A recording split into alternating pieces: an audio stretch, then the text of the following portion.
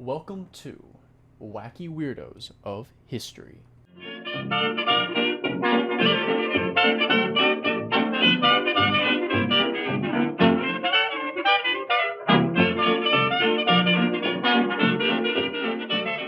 I'm Keenan Bannister, and today's person of interest is Saint Olga of Kyiv. We will talk about her rule over the Kievan Rus and her bloody revenge. Olga of Kyiv was born sometime between 890 and 925. The date is unknown. She's believed to be of Varangian, aka Viking, descent, and she was born in the town of Pleskov, modern-day Pskov, in Russia. Nothing is known of her life before her marriage with Prince Igor I of Kyiv. She was no older than 15 upon her marriage. After the murder of Igor, Olga would become the regent over her son Sviatoslav. She would be the first female ruler of the Kievan Rus. Her rule over the Kievan Rus is poorly documented, but the ruthless revenge she imposed was very, very well documented. Prince Igor was murdered by a man named Prince Mal of the Drevlian tribes, who, after killing him, sent a delegation of 20 men asking for Olga to marry him. Olga, being smart, played a fool and said yes, asking for them to return the next day, with her saying they will be carried through the streets in their boat, which was apparently a great honor, is what she said. When the Drevlians arrived the next day, they were carried in their boat, only for them to be thrown into a trench that was dug overnight and then buried alive.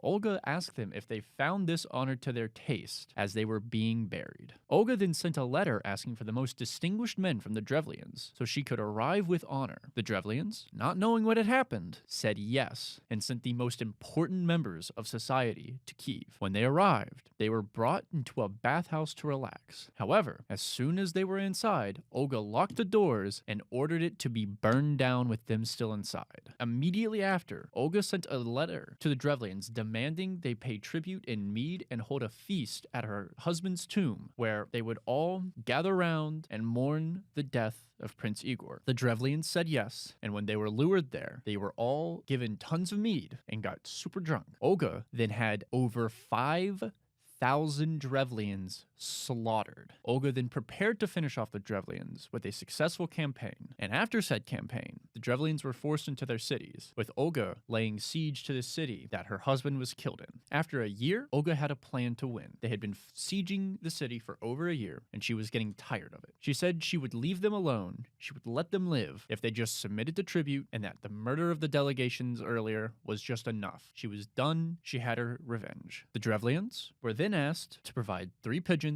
and 3 sparrows from every household. The Drevlians thought they had gotten a huge deal. They were going to be allowed to live. So they gave the birds, thinking, all right, we're game. Olga then had her soldiers put sulfur bound by pieces of cloth on each bird. She then had her soldiers light that cloth on fire and release the birds. The birds returned to the city with lit pieces of sulfur.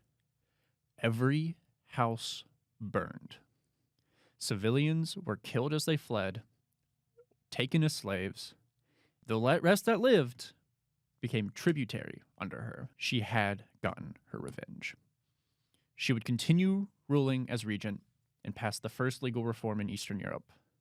In the 950s, Olga would go to Constantinople to be baptized, changing her name to Elena. She would rule until 957, which is when her son took the throne. Olga would die on the 11th of July, 969, due to illness. In the 1800s, she would be canonized as a saint.